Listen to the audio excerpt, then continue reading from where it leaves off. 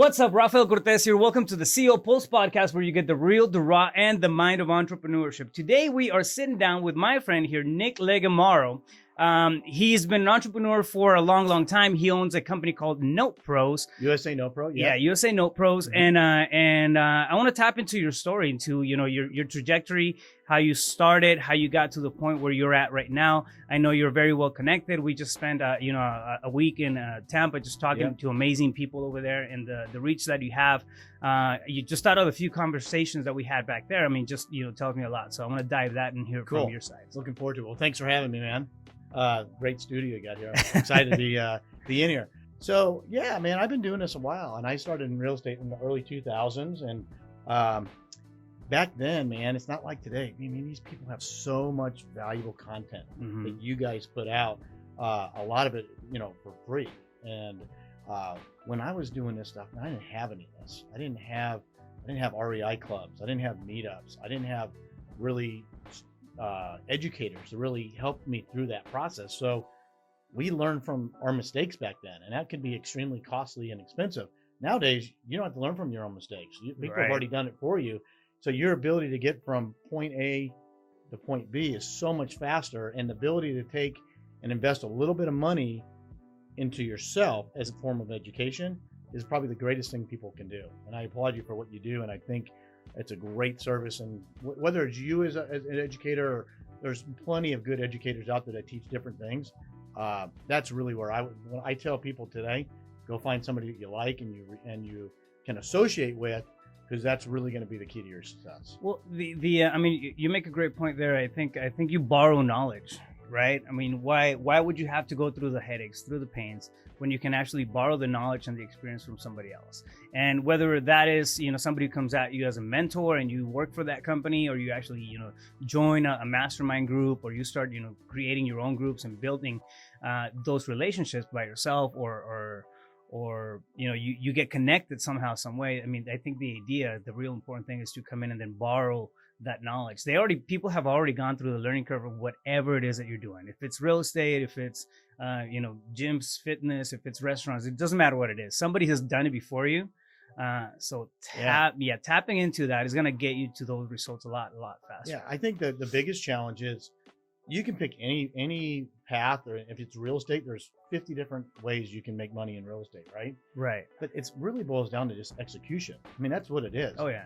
I can take anybody's program or system or idea, and if as long as I execute on it, I can make it a profitable business. And we'll talk a little bit about my story here in a second, but I think that sort of shows that just as part of moving forward, just do right. Just if you're a wholesaler, go out and get the contract. Right. Figure out how to get the buyers later, right? There's plenty of ways to get buyers. There's plenty of ways to JV with people, but you can't do anything without a contract. I don't care if you're a buy and hold investor, you're going to fix and flip, you want to be a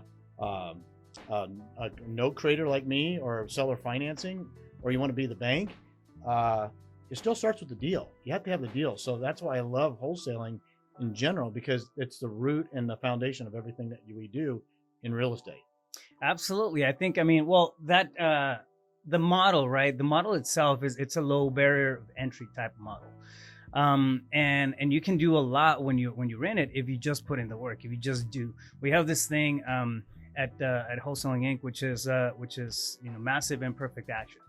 And this is something Tom Crow always pushed, through the wall. Massive imperfect action. So massive imperfect action is okay as long as you're taking the actions, and you're actually going out there and putting yourself out there, and looking for those deals, looking for those contracts, and solving those problems with the sellers.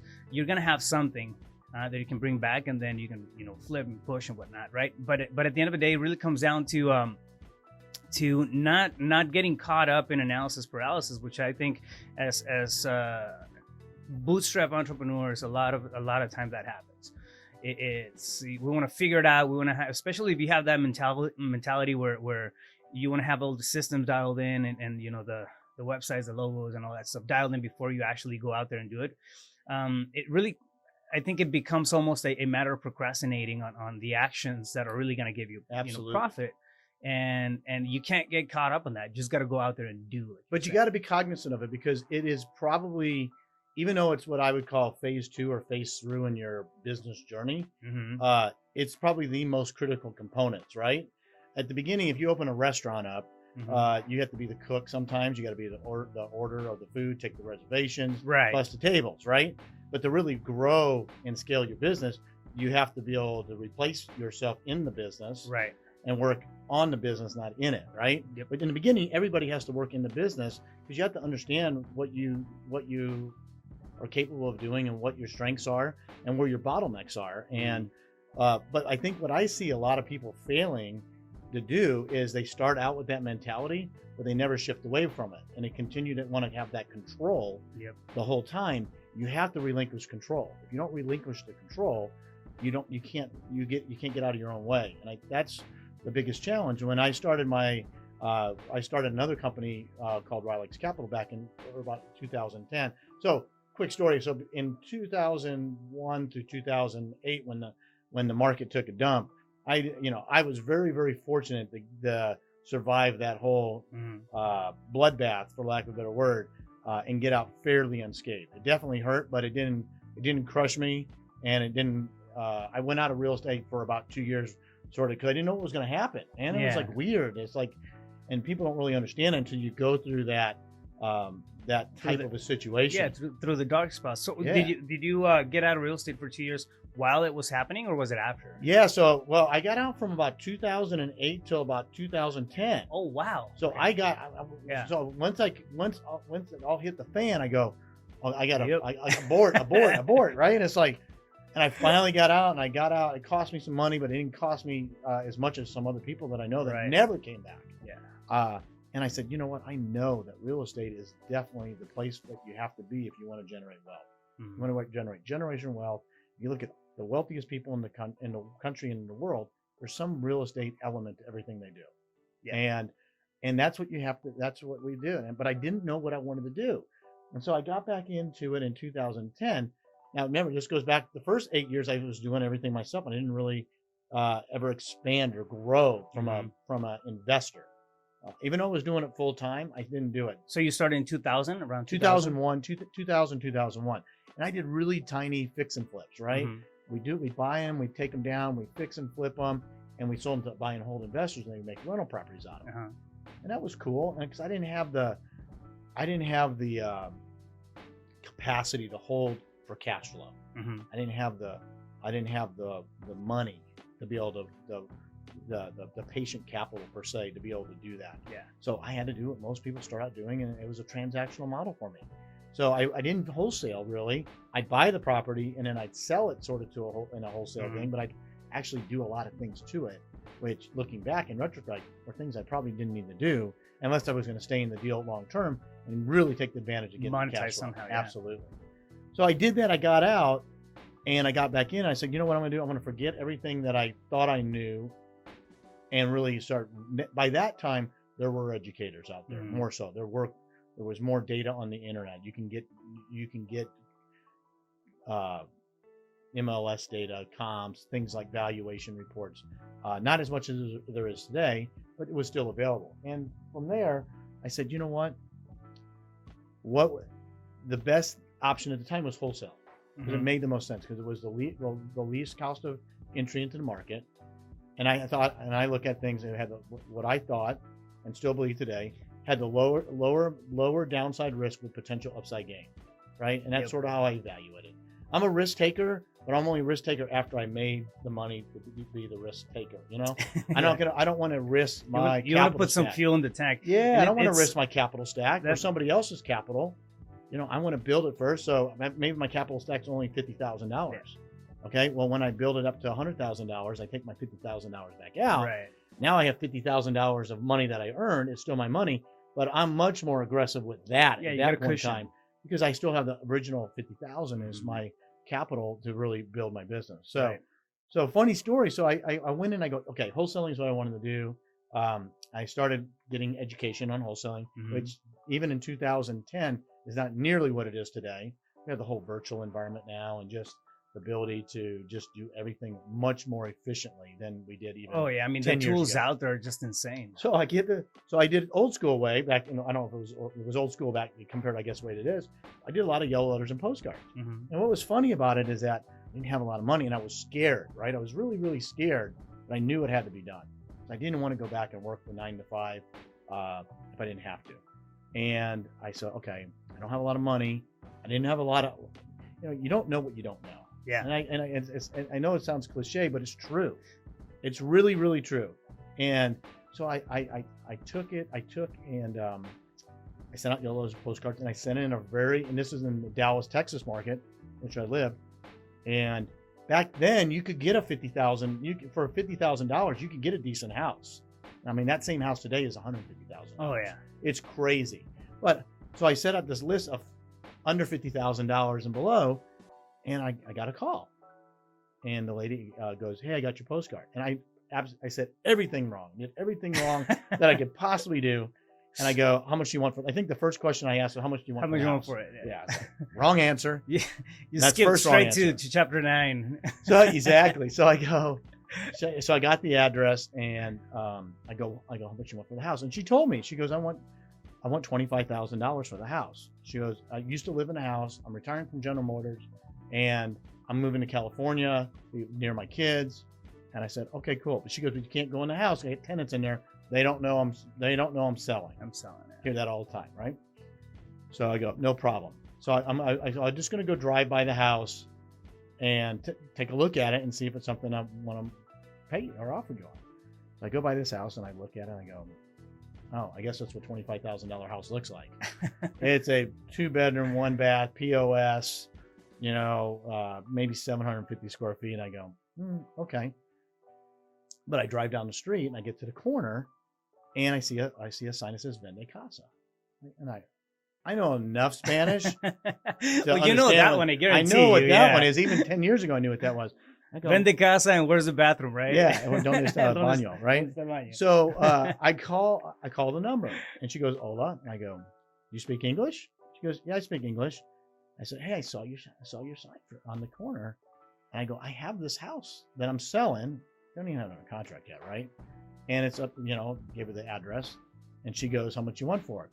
Of course, I go, "I know, I'm thinking I want about $35,000 for it. I haven't seen inside the house. I haven't known anything about this house. I haven't seen a title come in, any of that." Mhm.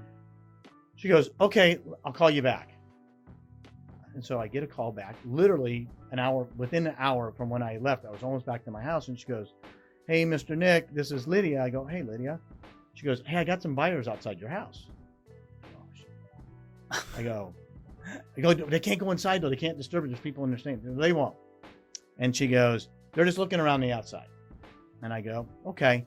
She goes, "Since they can't get inside the house, they said they'll offer you $33,000 cash." I said, "Okay." Done. So I said, "And how much do you want?" I think it was actually $32,000. And she goes, "I want $2,000. So I said, "Okay, 30,000 minus the 25, I'll make $5,000. Didn't know if that was good or bad, honestly. Actually, it was pretty good, I think, given everything that I did wrong. So I call the seller and I go, "Okay, I'll give you $25,000. I go, "When do you want to close?" And basically did the deal. So I get another phone call about a week to 2 weeks after that from another card, and it's pretty much the same kind of house because that's what I mailed to. Mm-hmm. And she goes, "Yeah, I don't live in the house anymore. I still have a mortgage on it. I owe about $22,000 on it, but this house is much nicer, right? Much nicer. I think it's worth probably 50, just as it sits." I call Lydia again. I go, "Lydia." Now you're a buyer, trusted buyer. Yeah, exactly. I go, "What's up?" I got another house, but it's a little bit nicer. She goes, "Do you think you get $25,000 down and I'll finance the rest?" I go, "Well, shoot, I'll write if I can get my debt paid off." Mm-hmm. I knew enough about being able to finance something, especially have no cost basis. Yeah. I didn't know how to wrap back then per se, but I did know if I don't have a cost basis and I give you a loan and you don't pay me, what's the worst thing that happens? I don't get anything I didn't have to begin with, right? Right. And she goes, "Sure." So So being the smart person that I was at the time, I wrote a $25,000 note at like 5% interest, which I've never done that again. And I wrote it for like 5 years, which I didn't do that either. And we did the deal. So fast forward, as I go, Lydia, I got a question for you. We're having lunch this time, and I say, I don't even have $25,000 really disposable to go do something. Like that. Where are you getting? I go, well, where did you get these buyers from? And how much do they have? And she gets this, I can't make this up. She gets this like notebook out, and she starts opening page after page after page after page of name, phone number, and cash that they have. I mean, she must have had 500 names in there, 10,000, 15,000, 20,000, $100,000 Man, cash. talk about a black notebook, Yeah, right? Exactly.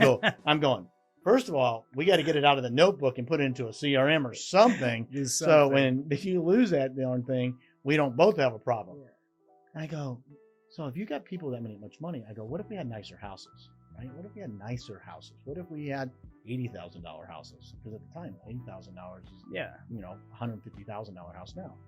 Oh, easy. And she goes, if I could get you nicer houses, could we still get $25,000 down, and then we'll finance the rest? And so that's what we did. And so I brought that in, and then when I started L.E.S.S Capital, and I brought in my partner John Montero, who's now big in the multifamily space. We were going to say, let's build this model, this creative financing model, and service a part of the community that's underserved, right? Where they've been told by banks they can't go get a home mortgage, and the fact of the matter is that isn't true. They can't go to Chase, Wells Fargo, or Bank of America maybe, right? But they can surely come to people like us that understand what they're up against and be able to provide them home ownership if they can meet certain qualifications. And we did that. So we built this business to sell, right? We didn't know if we would ever sell it, but we built it. We wanted, at that point, I got out of that mentality of really trying to do everything myself, we talked about, and really started focusing on working on the business, not in the business, right? And so building it to sell. Fast forward 500 transactions later in 2018, not only did we sell it, we sold our creative financing business to a 100-year-old federally chartered bank. So wow. A bank of all people that can't write this type of paper created another type of holding type of company to buy it and really be able to harvest and manage and warehouse these types of notes. Well, it makes sense because at that point they're front line to leads, right? I mean, they have great access to people who are like the perfect avatar for that specific model. Well, let's be honest. I mean, banks today rates are low right now. Oh yeah, really low. It doesn't mean you can go. They're big asterisk by it, 2.2%. Big asterisk. Well qualified borrowers. What the heck does that mean? Yeah. Well, it means that you got a W-2 job that you've probably been in for 3 years working for Frito-Lay or wherever it is that you work, some Amazon or something like that. You have a good credit score, and you meet that, and you have low DTI, and you're just a pretty borrower, right? Mm-hmm. Well, that's not how America is made up today. That's for a few select few, but there's a lot of people that are hardworking, that are entrepreneurs, that work for themselves. Look, I can't go down to the bank and get a loan right now. I have multiple companies. I don't get a paycheck. I get dividends. I get, paid in stock. Yeah, and a lot of other things. It's not a clean, just a regular payout. Funny story. When I had the transportation, I was trying to buy a house. I think 2000. This was 2009, and I'd been in business for I think 3 years by then, and I just couldn't qualify. Like I had solid bank statements and everything was well, but I couldn't qualify because I was self-employed. All my employees, like the people who were working in my company, they all everything. Like, can you just give me the stubs, and they would ask for stuff for me to provide to them. Right. Even a letter, just proving employment. I'm sitting there thinking, I'm the owner of the business. How the fuck can I not qualify for a loan when everybody else can? And you get all the money in the bank yeah. account. Like, I can just go pay cash for it. Do you not understand? Like, I can go pay cash for this and right you now? could qualify for a loan. Yeah, so I mean, I completely get it. It's frustrating. Yeah, it's not a matter of that. You know that a lot of times your debt to income, ratio is higher, or any of that stuff. We just don't look, pretty on paper.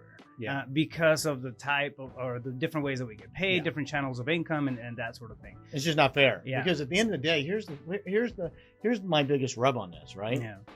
There's a reason. Well, there's a reason why the biggest buildings in every city are bank buildings, right? Yeah, And there's a reason why they say Chase, Wells Fargo, Bank of America, because they know how to control, not own. Yeah. Right? They don't own anything; they control. And control that cash flow because they have a lien, and you have a promissory note on a property, but they're protected by that actual property. Right. That house is not going to go away. So if they underwrite the deal correctly, they don't really have any risk and exposure. So that's what always sort of, I don't understand it. If you underwrite them correctly, and that why you can't approve them, because maybe you got to make them put a 10% down. There's a lot of people that'll put 30% down on a house if they can get a house. Yeah. Guarantee it. Absolutely. There's a ton of people out there that are sitting on stacks of cash right now that would love to have home ownership, but they just can't go and qualify. So,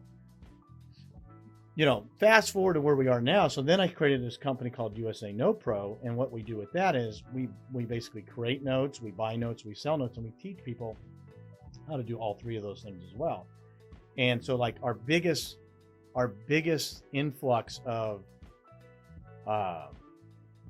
clients comes from either wholesalers or tired landlords. That's our two biggest verticals, because wholesalers, as you know, when they go out, and it's a transactional cash business, they go out and they try to negotiate a deal for cash, and it can't get every seller to say yes to the cash offer, right? And the seller may buy one. So we want to come in and we want to say, well, we'll offer them what they're asking, and then we'll figure out how to creatively structure that deal. So we can work with the wholesalers to help do that, because look, there's a lot of creating paper and notes isn't difficult. It's just complex. And you have to be extremely careful when you're doing the deal with Dodd-Frank and SAFE Act and qualified mortgages and all those things. You can learn them and do them, but if you don't do them correctly, you can leave yourself exposed for a long period of time. And I don't think that's what most people want. I surely don't want that for people I'm talking. That's why we figure out a way to creatively structure deals so that everybody wins and everybody is protected. And then the tired landlords, especially now, tired landlords is another great vertical for that, because just what it says, they're tired landlords, right? They have a rental property. Well, rental properties are great, man. I'm not going to say I want to be a lien lord, not a landlord. That's for another story, right? There's a lot of people that love the lien lord, not a landlord. I like that. Yeah. I want to control, not own. I want to be the bank, because if it's good enough for the banks, it's good enough for me, right? I mean, that's sort of how I look at it. Not to say there's anything wrong with it, because there's some other values that you get out of multifamily or rentals, like the depreciation aspect of it. But that's great as long as the tenant is paying and it's occupied, and you don't have a lot of deferred maintenance, or you have a lot of cost to bring it back in. Everything's great when, like they say, high tide floats all boats, right? All ships, right? What happens when the tide goes down? Can you still survive and float? And that's sort of where I think we're seeing right now in the moratorium on evictions and stuff like that. It's going to come to an end real quick, but it's really going to be interesting to see how much of that income or money that was supposed to be coming in from tenants paying rent, they'll actually get it or not. I mean, banks always get paid, by the way. Oh yeah, that's not going to be a lot. Yeah, banks. You might if I'm a bank or any of these guys, they might not get paid today. They might not get paid tomorrow. It might take them 2 years to get paid, but they will get paid because they have the property as the collateral. So if we can't work something out, if I can't get you to give you cash for the keys, or a deed in lieu to foreclosure, or a loan modification or forbearance or something like that, I still have the ability to go and foreclose on that property and take it back and do whatever I want to do with it. That's my right as you can play hardball. Absolutely. But we have many more options before we even get to that bridge. That's why out of 700 plus notes that we've created, I can count I think we had a total of 15 that went to a default status. Wow, Because we want to that's sell. It's that's a pretty great low. ratio. It's lower Yeah, than it's a national average. very low But we did a really good job of underwriting the borrower too from the very beginning. But more importantly, we helped try to solve problems. Mhm. You know, we would do a loan modification, or we would do cash for keys, or we'd help them sell it, or whatever it is. And I think out of all that, I think at the time I checked it last, we had maybe 3 or 4 that actually went down the foreclosure path, and we got it back at auction, or it sold at auction 1 or 2. Yeah. Wow. So I mean, you're really creating I mean, thinking outside the box on this, using everything that's out there as far as, resources, strategies, and, what's allowed by, the federal standards and regulation to create a solution that's out of the box. It's out of box thinking, for sellers out there. I think what happens is that a lot of people are just not aware. I mean, they think that it's a mortgage and that's it. I mean, if I don't pay the mortgage, like it ends. Yeah. And that's the end of the road. But there are different solutions out there. Yeah. It's a lack of awareness in what can be done. I think here's the thing about the bank side of what we do, and anybody can be a bank.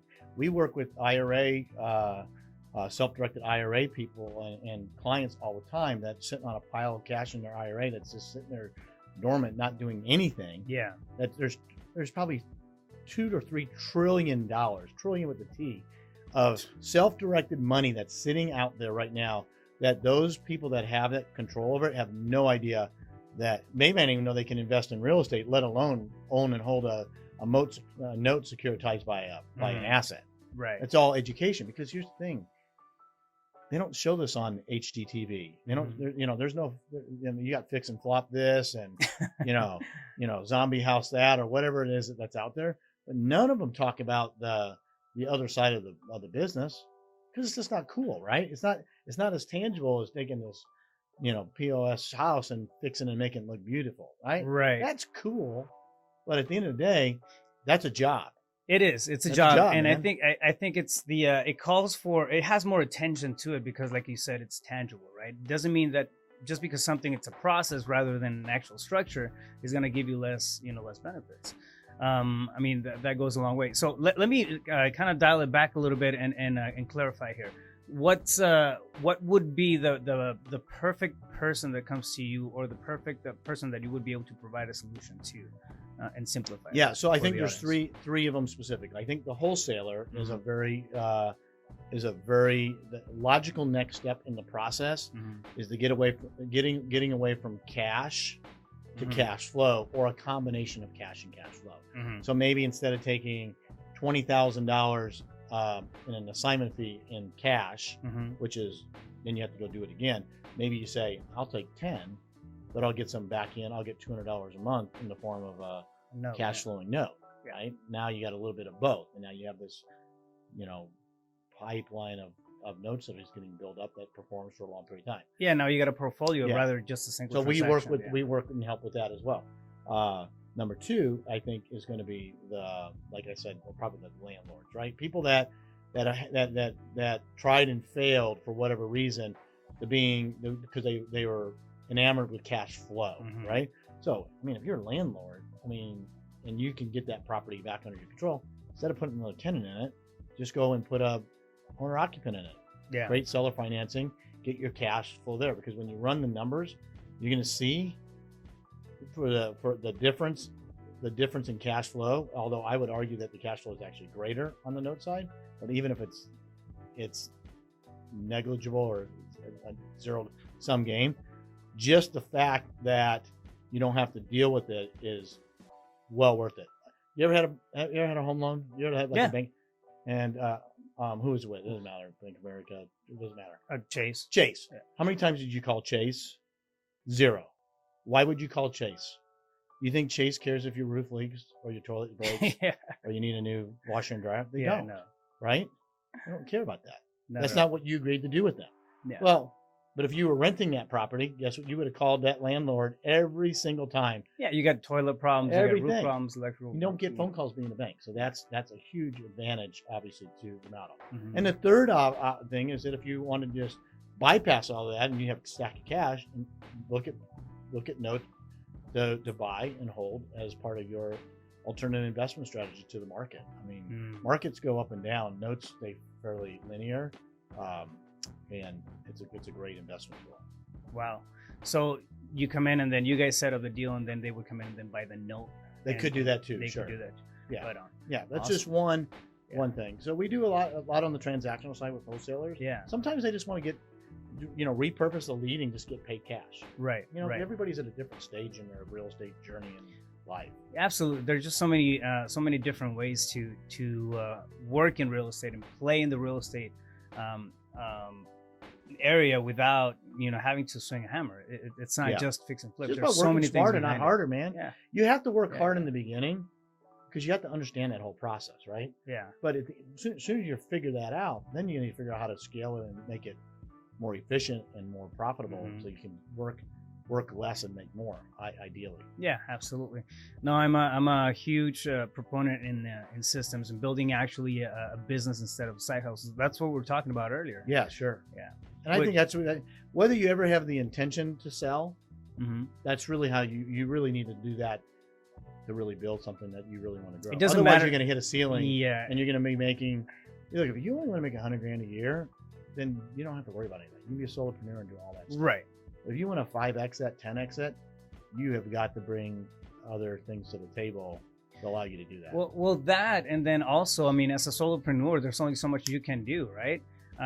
You're really capped by your ability to perform tasks and do things within your business, because at that point, as a solopreneur, you're self-employed. I mean, that's really what it is. If you step away from it, the business falls. Absolutely. And I like what you're saying about, building it to sell, because if you start off with that mentality, you're going to start thinking every time you set up a new process, a new system, you hire somebody, you're going to start thinking, okay, cool. How can I do this?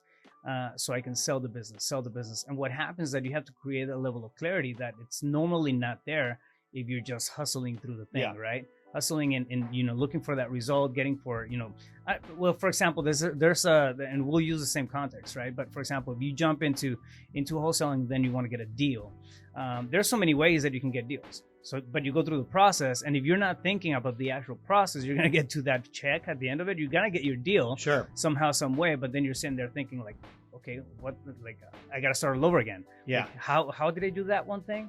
And then just go back, because you don't have a process. But if you start thinking with the end in mind, okay, I gotta build this thing to sell it. You actually just rewire your thought process into creating systems behind it, as opposed to just taking mindless action. Yeah, I think for me, I look at everything in a deal. Meaning, let's just say that my average wholesale deal is $10,000. Okay, I can go out and pay to put a system in place. Maybe it's a CRM to help me run my business. Maybe it's hiring VAs if I have to have enough income coming in to be able to provide that.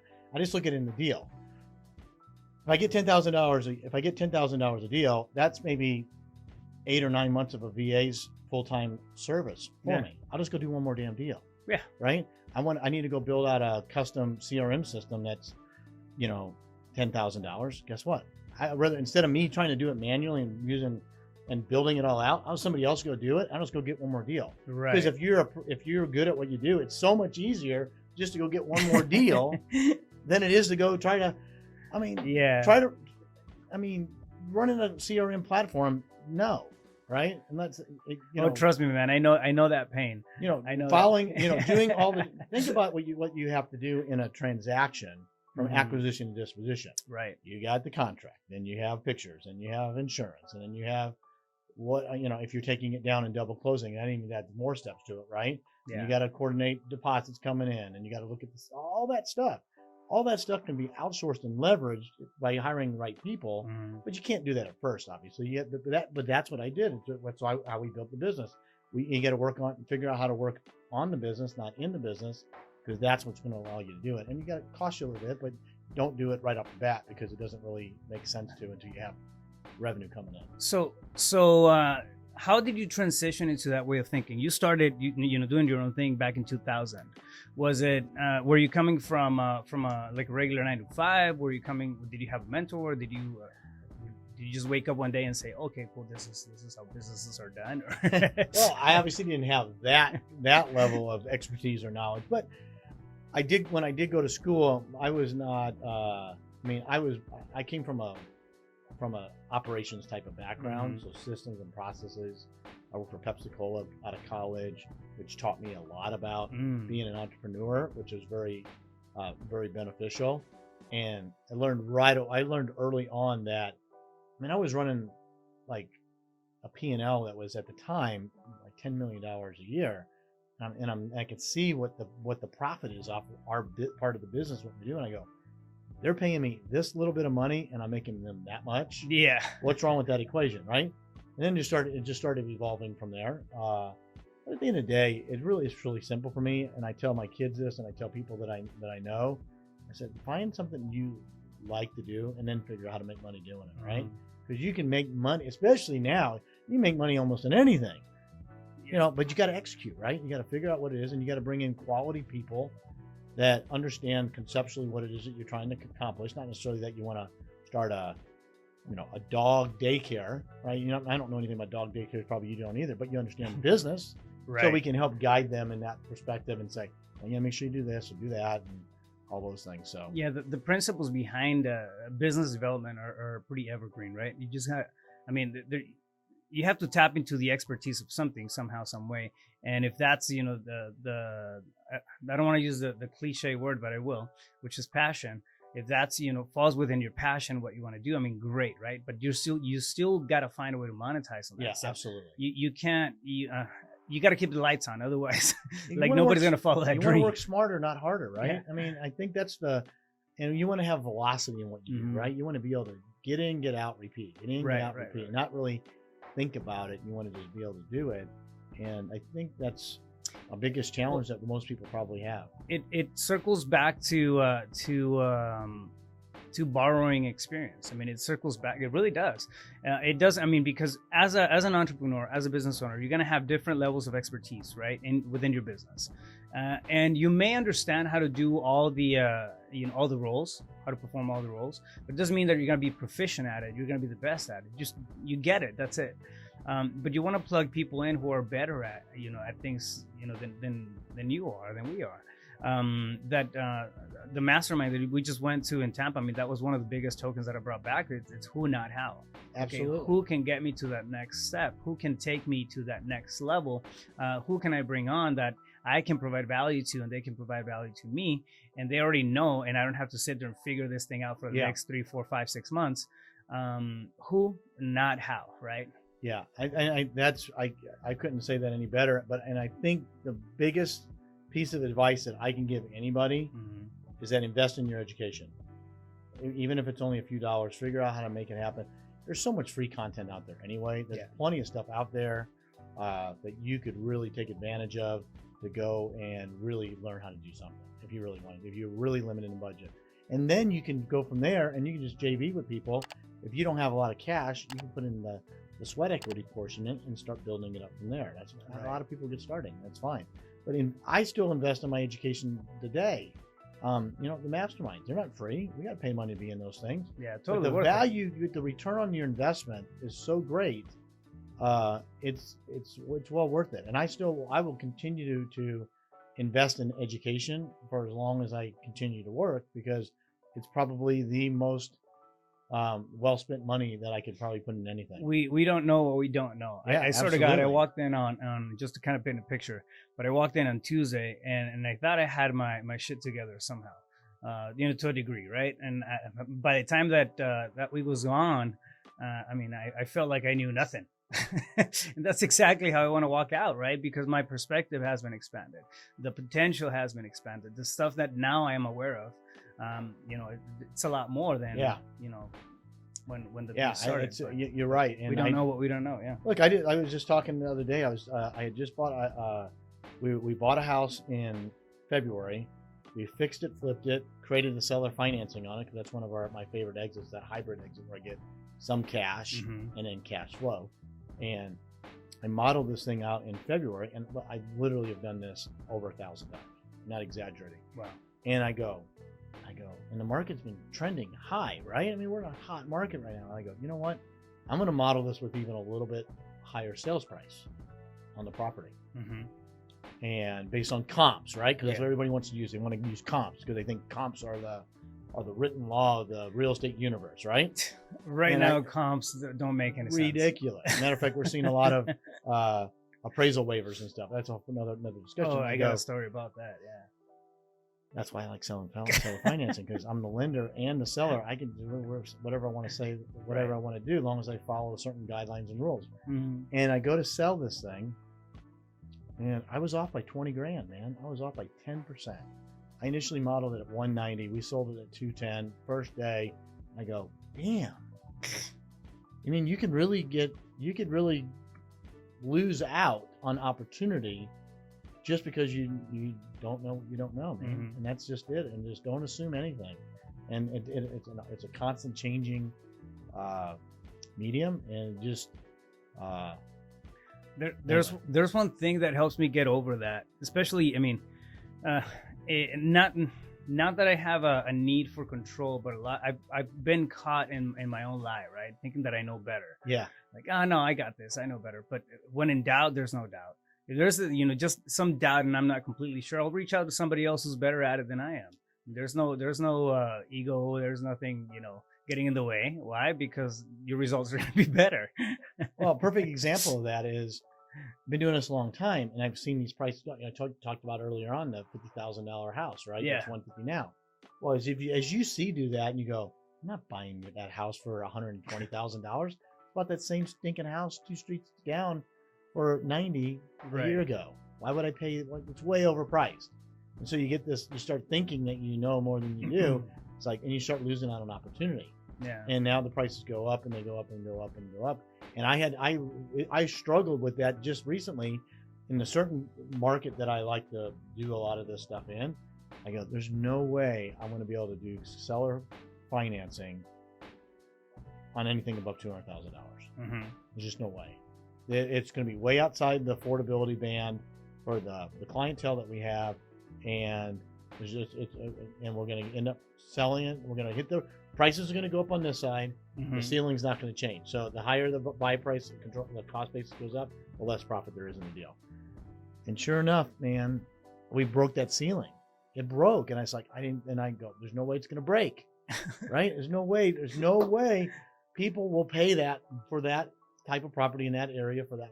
And sure enough, now everything is supply and demand. It's all that it is. Yeah, exactly. It goes back to evergreen principles, the solid stuff. I mean, it's we can't forget about those either. No. Basic supply and demand right now. That is really ruling. It's what it reminds me of. It's like the real estate temperature right now. It's almost like when people buy stocks based on stipulation rather than performance. It's the same thing. It's a dangerous. It can be extremely dangerous, right? I mean, cost of materials is going up, and as long as we continue to pay higher prices, then it's just everything's going to go up and up and up. Right. The value of the dollar is going to not going to change. Yeah. Right. So it's going to cost you more to consume what you were consuming. Yeah. So it's an interesting transition right now, definitely, to say the least. And I mean, it's also the perfect place to have creative solutions like the one you have. So good. That's amazing, man. Cool, man. Well, great journey. I mean, you've been at it for the last 20 years, and you're crushing. You're making, creating solutions left and right. You're empowering people to come up with their own stuff as well. So, before we sign off, if you were to run into your 17-year-old self, what would you tell that kid? Well, I got a 19-year-old self as my son, right? I think I just told you I was just moving him out of the dorm. He just finished his first year out here at Arizona State. Yeah, that's why I'm actually in town, and we're doing this in the studio versus Zoom. And I keep telling this. I just told the same story to my daughter, who just graduating from the University of Texas. And I go, if you ever think that you want to do something for yourself, own your own business, or do anything, now is the time to do it, not later.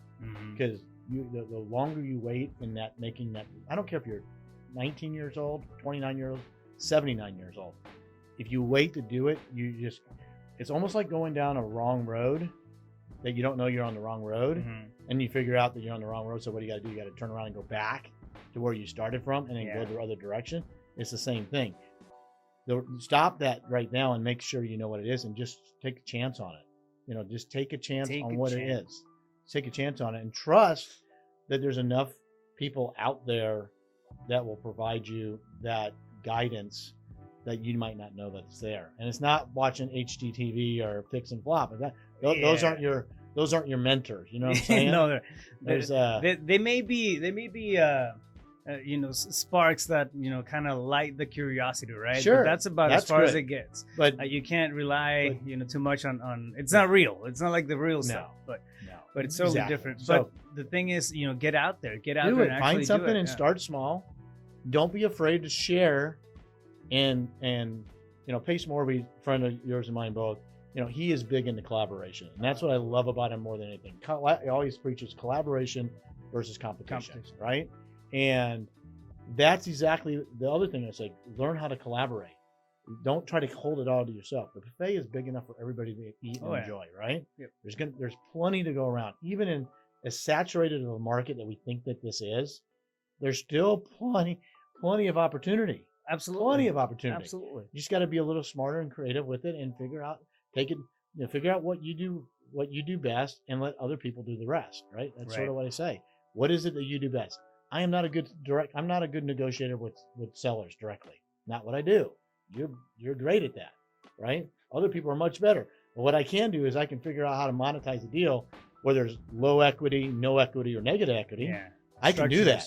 I can structure that, and I can take a house that's only worth $100,000 and pay him $120,000 and make a lot of money doing it. Mm-hmm. And people go, "How do you do that?" Well, that's what I do. That's what I do. So that's my superpower. That's one of my exactly. So, and everybody's got one. So figure out what it is, and then figure out how it fits in that grand, scheme of the opportunity, and bring other people in, and not necessarily try to do it all yourself, and learn from them and grow. And it's really, how do you make 1 + 1 = 3?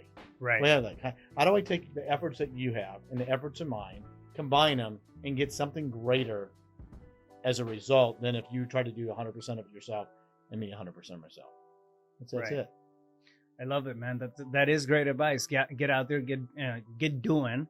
And once you start, even if you don't know where all the pieces are going to fall into, you're going to start figuring that out as you go. One thing that I see consistently with students is that they sit there and they want to process all the information first. And when you get hit with that first real moment, in our case, it's going to be like a seller conversation, right? All kinds of new questions pop up. The real questions, the questions that matter, the questions that really, that you're not even thinking about, happen as soon as you start to get real in the actions. Sure. So you can go through all the theory that you want, but until you get into it, the learning experience hasn't even begun. Every deal is different. Yeah. I mean, I've literally done 1,000 transactions, and I just had something come up yesterday, and I didn't know how to solve it. Yeah. I mean, I never experienced how to solve it, so I'm trying to solve it now. And what I can't solve myself, I have to go out to people that I know and I trust, and say, "Hey, and sort of like a think tank, right? Absolutely. How do you do it? You got this big thing, is like, it's like fishing, right? You know how to fish. You go fish. I know how to cook. I'll cook them. You get the fish. I'll make sure it tastes good. Yeah, I'll cook them, make sure it tastes good, and we'll both eat, right? Yeah, that's it. I don't have to be great at catching fish and cooking fish. I just have to be good at one thing. There's other people that can help through that whole process. And I think once people figure that out, and however they fit in that process, then you start bringing quality people in to fill in the gaps, and you're on your way. Yeah, absolutely, man. I love it. So, brother, if somebody wants to get a hold of you, what's the best way to do it? Yeah, just go out to usanotepro.com. That's sort of our forward-facing site. From there, it can drive through some of the other stuff that we do. I'm on social media, a couple channels that we just changed over.